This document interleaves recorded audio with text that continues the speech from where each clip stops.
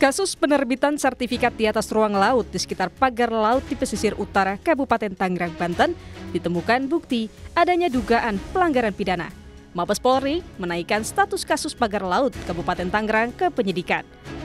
Penyidik menemukan indikasi dugaan pemalsuan dokumen berkaitan dengan munculnya atau terbitnya SHM dan SHGB di area pagar laut Kabupaten Tangerang.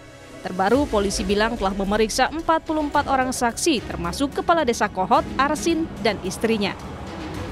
Dari penyelidikan kemudian juga sudah dinaikkan menjadi statusnya penyidikan. Dalam proses ini sudah melakukan pemeriksaan terhadap 44 saksi, ya.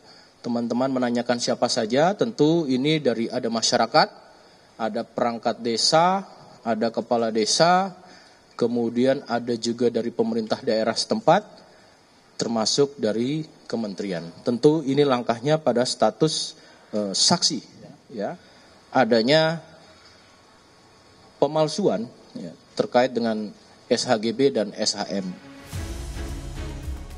Sementara itu, salah satu pelapor kasus pagar laut di Kabupaten Tangerang, Perhimpunan Bantuan Hukum dan HAM Indonesia (PBHI) telah mendengar soal adanya kabar penetapan tersangka kasus pagar laut di Kabupaten Tangerang. Meski demikian, Polri belum mengungkap secara resmi siapa tersangka dalam kasus ini. PBHI mendesak pengusutan kasus secara transparan sebelum adanya intervensi politik. Dinaikkan status tahapannya menjadi penyidikan, yang artinya pertama, betul terjadi tindak pidana, dugaan tindak pidana di dalam proses sertifikasi laut. Itu yang pertama. Yang kedua, ada alat bukti yang cukup.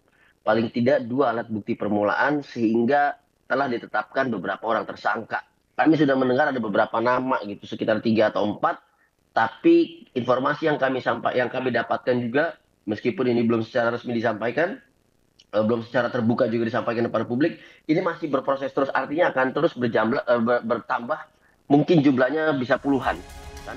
Pada kasus pagar laut Tangerang, polisi menemukan modus penerimaan sertifikat melalui surat palsu dalam melakukan permohonan pengukuran dan permohonan pengakuan hak ke Kantor Pertanahan Kabupaten Tangerang.